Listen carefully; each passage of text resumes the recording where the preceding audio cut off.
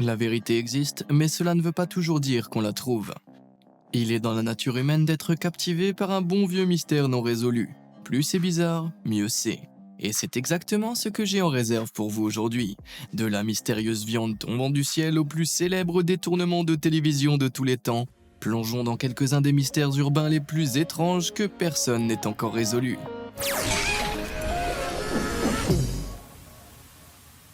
Machine à soda mystère.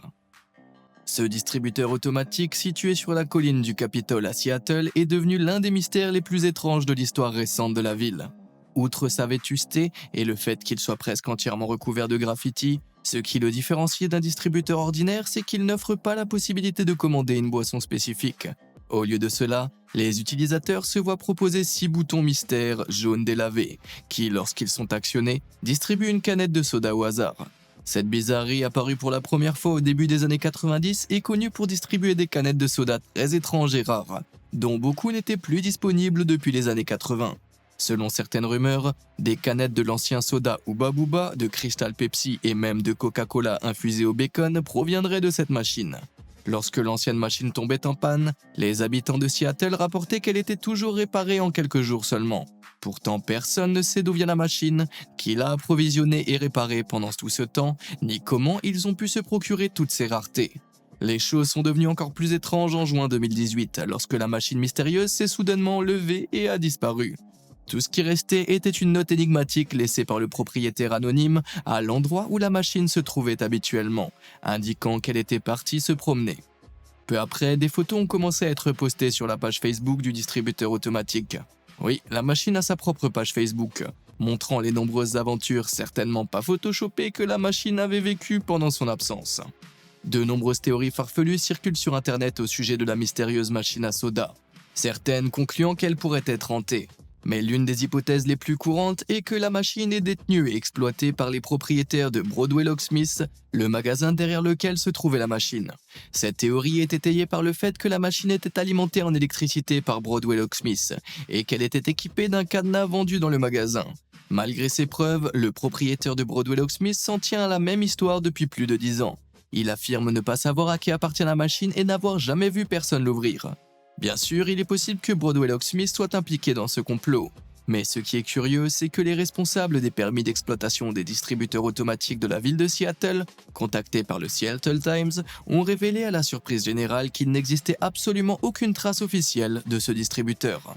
Bien que peu de gens aient vu quelqu'un ouvrir ou réapprovisionner le distributeur, des utilisateurs de Facebook et Twitter ont partagé des images secrètes d'un homme et d'une femme surpris devant le distributeur ouvert. Cependant, personne sur ces images ne s'est manifesté ou n'a été identifié.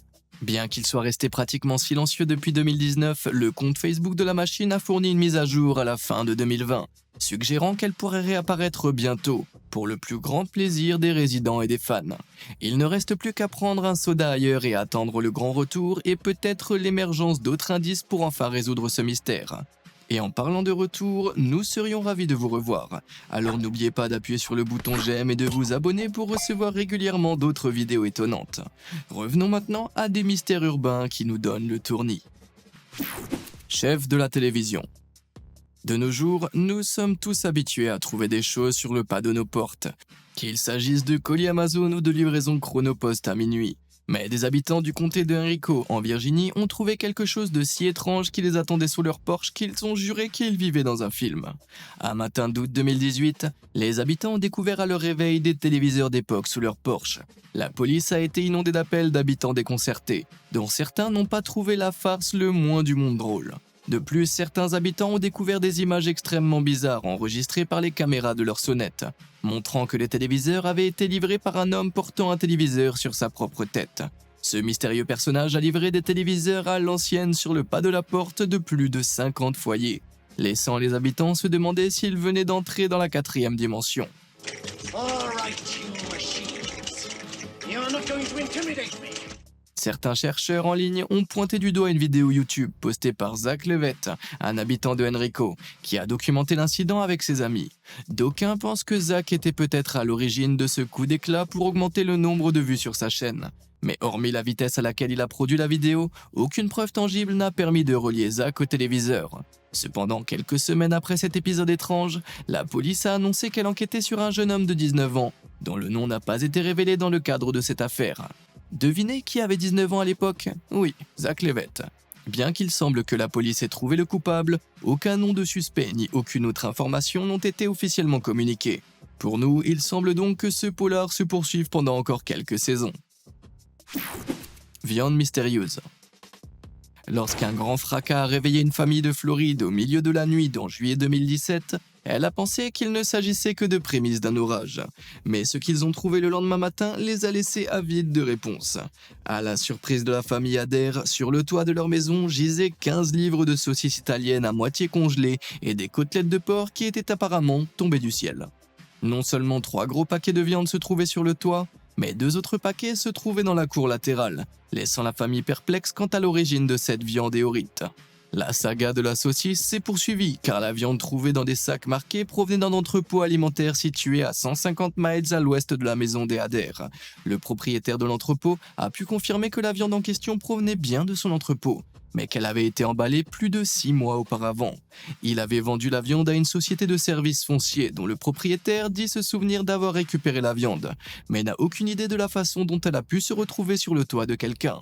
Le propriétaire de l'entrepôt a même proposé à la famille de lui apporter un peu plus de viande pour une séance de cuisine mystérieuse. N'ayant aucune piste à ce jour, la famille émet l'hypothèse que la viande est tombée d'un avion en provenance de l'un des 3 aéroports situés à proximité de la maison. Mais elle n'a pas signalé avoir entendu d'avion au-dessus de sa tête la nuit en question. De plus, on pourrait penser que des sacs de viande congelés tombant d'une telle hauteur feraient un trou dans le toit.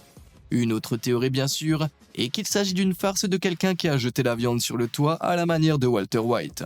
Mais même cette théorie n'est pas très convaincante, car les sacs de viande auraient été trop lourds pour être jetés facilement sur le toit. À ce jour, l'administration fédérale de l'aviation n'a pas encore commenté publiquement l'incident et n'a pas donné de détails sur les vols effectués cette nuit-là. Jusqu'à que le mystère de cette chute dans le ciel soit résolu, il semble que les prévisions météorologiques pour la Floride resteront nuageuses avec un risque de boulettes de viande et de saucisses. Un vrai cornichon. Pour les habitants du Missouri qui traversent la région de Des Peres, le trajet quotidien est parfois revitalisé par un spectacle très étrange mais étrangement régulier. Perché sur une bretelle d'accès à l'autoroute I-270 Nord, un bocal de cornichons solitaires et mystérieux trône souvent. Mais le vrai problème dans cette situation, c'est que personne n'a la moindre idée de sa provenance. Les usagers de l'autoroute et les amateurs de cornichons ont apprécié l'idée de ce mystère et ont rapidement créé un groupe Facebook dédié à la question de savoir comment et pourquoi ces bocaux se retrouvent toujours sur l'autoroute I-270. Bien que cela puisse sembler anodin pour les non-initiés, ces cornichons sont apparus exactement au même endroit depuis 2012, comme des offrandes étranges et persistantes au dieu des cornichons. Il n'existe pas encore de schéma cohérent en ce qui concerne le moment de leur apparition, et les bocaux peuvent passer des mois entre 2 apparitions. Le dernier repérage remonte à mai 2021, mais comme personne n'a jamais été vu en train de déposer ces étranges artefacts, ce mystère reste plus difficile à percer qu'un bocal de cornichons particulièrement têtu. Mais les mystérieuses marchandises conservées sont loin d'être la chose la plus étrange que l'on ait trouvée sur une autoroute. Alors restez dans les parages pour en savoir plus. Honda suspendu. Un matin de mai 2018, les automobilistes de Toronto sont passés d'un ennui abrutissant à une bizarrerie époustouflante grâce à un spectacle tout à fait inhabituel. Les conducteurs ont été choqués de voir une voiture suspendue à environ 30 pieds du sol sous le pont Millwood, dans la vallée du Don, attachée à rien d'autre qu'un épais morceau de câble électrique. De plus, les vitres de la Honda Civic bleue manquaient. La police a d'abord pensé que la voiture suspendue devait être un accessoire de cinéma, mais elle a rapidement appris des autorités municipales qu'aucun film n'était en cours de tournage dans la région. Personne n'a pu apercevoir la voiture descendre du pont, ni les personnes qui l'ont fait. Alors on pourrait penser qu'il est difficile de les manquer. On suppose que cette cascade est l'œuvre de farceurs, mais pas du type c'est une expérience sociale sur YouTube. Ceux qui ont réalisé cette cascade ont dû avoir de bonnes connaissances en physique et en ingénierie pour y parvenir, étant donné qu'ils ont enlevé le moteur, la transmission et d'autres pièces lourdes pour rendre la voiture aussi légère que possible. Il est probable que la voiture ait été soulevée du sol, plutôt que poussée depuis le pont lui-même, ce qui explique en partie pourquoi personne n'a rien vu. En 1982, un groupe d'étudiants en ingénierie a réalisé un exploit similaire en suspendant la carcasse d'une vieille coccinelle Volkswagen aux rambardes du Iron Worker Memorial Bridge de Vancouver. Leur tentative n'a cependant pas été couronnée de succès et leur véhicule a fini par plonger dans la rivière en contrebas, ce qui a conduit à l'arrestation des étudiants. En ce qui concerne la Honda suspendue de Toronto, la police a pu la descendre sans que personne ne soit blessé. Mais à ce jour, personne ne s'est jamais manifesté pour indiquer ce qui aurait pu être lié à cette cascade élaborée. Gnome Place Lacombe. Si vous ou quelqu'un que vous connaissez possédait un nain de jardin, vous feriez mieux de le surveiller de près. En décembre 2015, Bev York de la Colombie-Britannique au Canada s'est retrouvé mêlé à une mystérieuse affaire d'enlèvement de nains de jardin en série, comme il s'en produit par intermittence depuis 40 ans. Après la disparition de son gnome de sa pelouse, Bev a perdu tout espoir de revoir son petit ami. Mais le 25 juillet de l'année suivante, Bev s'est réveillé pour découvrir que la pelouse et l'ordre avaient été rétablis, car son gnome joueur de football était réapparu comme par magie dans un sac attaché à sa porte d'entrée. À sa grande surprise, son compagnon disparu depuis longtemps avait apporté un cadeau sous la forme d'un album photo parfaitement relié qui documentait ses nombreuses aventures pendant son absence. La première page commençait même par une note manuscrite du gnome, désormais appelé Léopold, expliquant où il avait été. Le reste de l'album montre le petit nomade posant pour de nombreux selfies de vacances, dont une photo devant le Grand Canyon. Il a même trouvé le temps de prendre quelques margaritas sur les plages ensoleillées du Mexique. Aussi hilarant que cela puisse paraître, Léopold n'est pas le premier gnome à s'éloigner de son habitat, puisque la farce du gnome itinérant remonte aux années 1980. Cette pratique, appelée gnoming par ses participants, consiste à enlever amicalement et temporairement des nains de jardin, qui reviennent généralement après avoir envoyé à leur propriétaire une série de photos de leur nain bien-aimé en train de s'adonner à toute une série d'activités. En fait, la première trace d'une farce de gnome itinérant remonte à 1986 en Australie, lorsqu'un gnome surnommé Bilbo par ses ravisseurs aurait laissé un mot qui disait « Chère maman, je n'en pouvais plus de la solitude, je suis parti voir le monde. Ne t'inquiète pas, je reviendrai bientôt, je t'aime, Bilbo. » Si le sort de Bilbo le gnome reste incertain, on ne sait pas s'il est rentré chez lui ni s'il est tombé sur les anneaux magiques. Léopold, lui, est bien rentré. Contrairement à certains de ses prédécesseurs, Bev a été ravi de l'aventure de son ami du jardin et a trouvé l'ensemble plutôt sympathique, saluant le dur labeur qui a présidé à la réalisation de l'album photo. Le seul et unique indice laissé à Bev dans cette affaire quant à l'identité des ravisseurs de son gnome est une jolie photo de Léopold à côté d'un bambin endormi. Cependant, Bev dit qu'elle n'a aucune idée de l'identité de ce bambin, de sorte que la véritable identité des sympathiques ravisseurs de Léopold reste totalement inconnue. The Lizardman. Le comté de Westchester dans l'État de New York n'est pas étranger aux légendes urbaines. Mais malgré les histoires de sorcières et de fantômes de ferme, aucun mystère local n'est aussi insaisissable que l'histoire d'un voyageur anonyme, connu pour ses vêtements plutôt bizarres. Dans l'Amérique du 19e siècle, de nombreuses personnes, appelées vagabonds, erraient d'un endroit à l'autre sans domicile fixe. Les histoires de ce type de voyageurs nomades se répandaient souvent dans les villes qu'ils fréquentaient, et beaucoup de vagabonds partageaient leur histoire avec les habitants des villes où ils passaient, à l'exception d'un homme. En 1857, un mystérieux vagabond a fait son apparition à Westchester et intrigue d'emblée les habitants de la ville. Il était vêtu de la tête aux pieds de cuir grossièrement cousu et rapiécé, portant un chapeau, un pantalon qui lui remontait jusqu'à la poitrine, une paire de chaussures de cuir et un énorme manteau de cuir qui lui tombait juste sur les genoux. Non seulement son accoutrement de cuir le rendait un peu étrange, mais il refusait de donner la moindre information sur lui, pas même son nom ni d'où il venait. C'est ainsi qu'en raison de son étrange tenue, on l'appela simplement Lizardman. La seule chose que l'on connaissait du Lizardman était le long circuit qu'il suivait année après année. Chaque mois, se déplaçant uniquement à pied, l'homme de cuir accomplissait un circuit rigoureux mais prévisible, de 365 miles entre les rivières Hudson et Connecticut. Ce type s'est préparé à un véritable entraînement en revêtant son look de cuir de 60 livres pour cet aller-retour qui lui prendrait environ 34 jours à chaque fois. L'itinéraire du Lizardman était si précis que les habitants des villes pouvaient régler leur horloge en fonction de l'arrivée de Lizardman. Jusqu'en 1889, date à laquelle les gens ont commencé à remarquer que le vieux Lizardman ne s'arrêtait plus dans leur ville. Malheureusement, le 24 mars, son corps a été retrouvé dans les bois de Sawmill, caché dans une grotte où il s'abritait souvent des blizzards et des autres intempéries. Il a succombé à un cancer de la bouche, probablement causé par le tabagisme.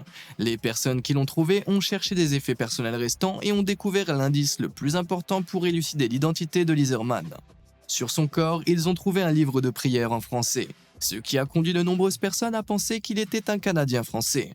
Hormis le livre de prières et bien sûr son itinérance habituelle, Très peu d'éléments de la vie du Lizardman nous donnent un aperçu de sa personnalité. Son penchant pour le cuir était bien sûr un élément essentiel de sa personnalité secrète, tout comme son existence d'ermite vivant dans des grottes locales lorsqu'il n'était pas en déplacement. À sa mort, les habitants auraient enterré ses restes dans la section réservée aux pauvres du cimetière de Sparta, dans la ville voisine d'Ossining à New York. Mais les habitants sont toujours fascinés par ce personnage mystérieux, et en 2011, ils ont demandé que la tombe du vieux Lizardman soit déplacée dans un endroit plus agréable, à l'écart d'une route principale très fréquentée. Cependant, comme si le mystère de la vie du Lizardman était toujours présent, lorsque sa tombe a été exhumée, aucune trace visible n'a été trouvée de la dépouille de l'homme de cuir. Seuls quelques clous de cercueil ont été retrouvés, qui ont ensuite été réinhumés dans une boîte, ainsi que de la terre provenant de l'ancien emplacement de la tombe. Le Lizardman a certainement emporté ses secrets dans sa tombe, car en l'absence de restes visibles, les archéologues n'ont pas pu vérifier les véritables origines de l'homme mystérieux. L'énigme de ce curieux vagabond n'ayant pas été résolue, le 25 mai 2011, les clous et la terre ont été réinhumés sous une nouvelle pierre tombale dans un cimetière voisin, sur laquelle on peut lire simplement « The Lizardman ». PK Kid. La plupart d'entre nous voient des graffitis à la bombe presque tous les jours, même s'ils restent souvent cachés sous les ponts, à l'arrière des camions et le long des lignes de chemin de fer. Et si je vous disais qu'il existe un graffeur dont les œuvres sont placées dans des endroits si étonnants que la seule explication logique est que Spider-Man en est l'auteur, l'insaisissable PK Kid n'en fait qu'à sa tête.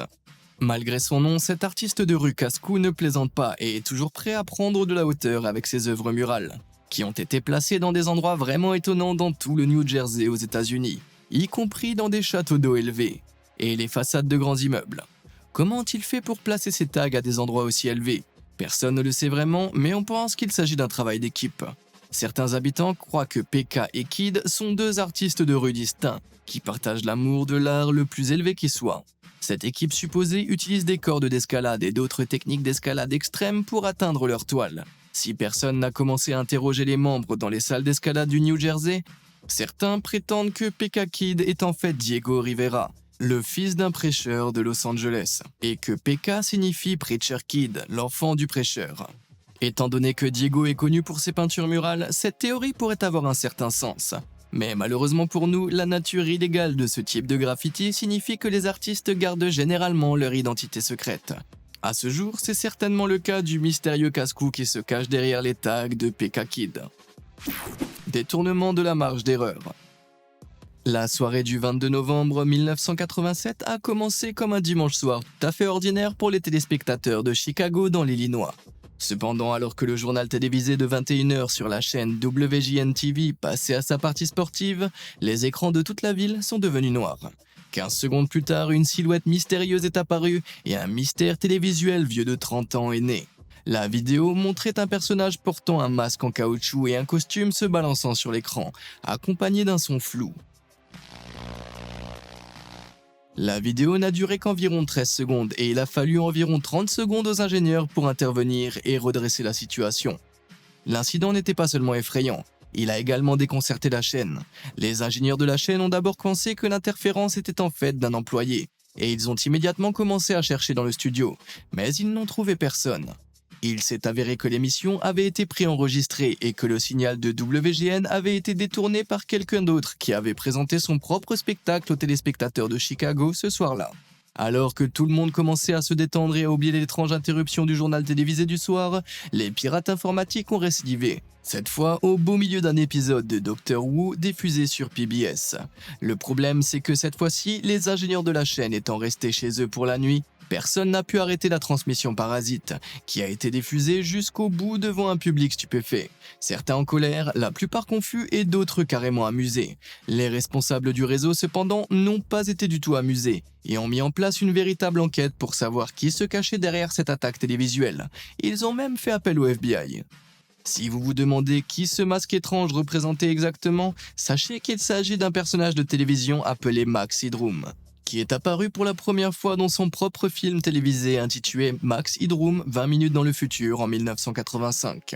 Il a ensuite participé à une émission de télévision satirique qui intercalait des vidéos musicales et des segments de talk show avec le discours sarcastique de Max Headroom, jouant le rôle d'une reproduction numérique futuriste et dystopique d'un animateur de télévision. Oui, les années 80 étaient plutôt bizarres. L'émission était très populaire à l'époque du détournement, de sorte que la plupart des spectateurs l'auraient probablement reconnu. De plus, les pirates ont fait un travail impressionnant en imitant son émission, jusqu'à l'arrière-plan coloré basé sur des lignes qui tournent et virevoltent derrière lui. À ce jour, l'auteur n'a toujours pas été arrêté et des milliers de théories ont été avancées. La plupart affirment qu'il s'agit d'un employé qui en veut à WGN, mais en l'absence de messages clairs dans les vidéos et de motifs évidents, il est difficile d'accuser qui que ce soit. Et pour reprendre les mots de Max, And yes, it takes all sorts to make a world, and the world is full of strange things. le fantôme de la pomme de terre. Il n'est pas fréquent d'entendre des histoires de fantômes à propos de pommes de terre. Potatoes. Boil 'em, mash 'em, stick 'em in a stew. Mais ce cauchemar des féculents est devenu une réalité pour les habitants de Jackson dans le Mississippi en 2019.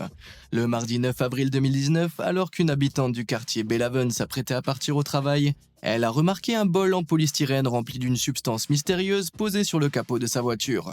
En y regardant de plus près, elle s'est aperçue que le contenu du bol était, entre autres choses, un monticule de purée de pommes de terre.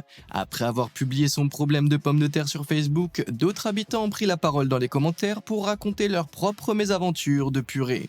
L'un d'entre eux a déclaré qu'il avait failli mettre les pieds dans le plat lorsqu'un bol de purée avait été laissé sous son porche.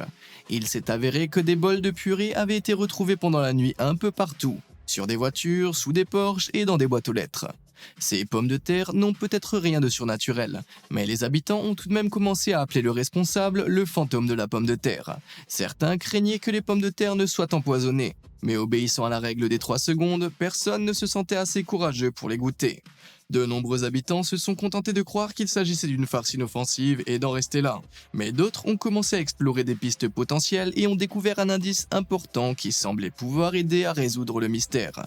Un habitant a fait remarquer qu'un grand nombre de victimes de cette farce à la pomme de terre étaient des membres du personnel et d'anciens étudiants de l'université locale. Peut-être que les victimes avaient fait du tort à quelqu'un en prenant la dernière boule de purée de pommes de terre à la cantine de l'université. Peut-être quelqu'un avait-il posé sa candidature pour le cours d'agriculture de l'établissement, mais n'avait pas été retenu. Et voulait-il déverser sa jalousie sur ses futurs camarades de classe et professeurs d'une manière ironique et appropriée ? À ce jour, il n'y a aucune réponse définitive. Les pommes de terre s'efforcent toujours de garder leur identité secrète. Pour l'instant, il semble que ce farceur à la pomme de terre soit prêt à en découdre avec les autres. Y a-t-il des mystères non résolus dans votre ville ? Dites-le moi dans les commentaires ci-dessous. Et comme d'habitude, merci de nous avoir suivis.